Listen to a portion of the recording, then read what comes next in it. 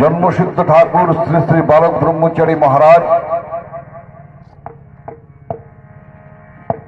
তিনি এই পৃথিবীর বুকে এসেছেন।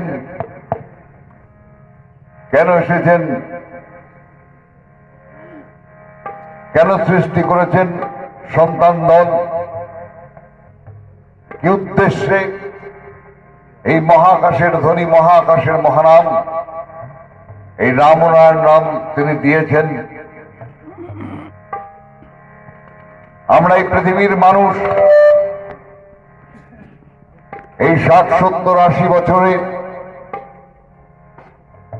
জীবন এই পৃথিবী ছেড়ে আমরা সবাই চলে যাব, কিন্তু এই যাওয়া আসার উদ্দেশ্যটা কি? কেন আমরা এই পৃথিবীর বুকে এলাম? এই বিশ্ব প্রকৃতির নিয়ম নীতি অনুসারে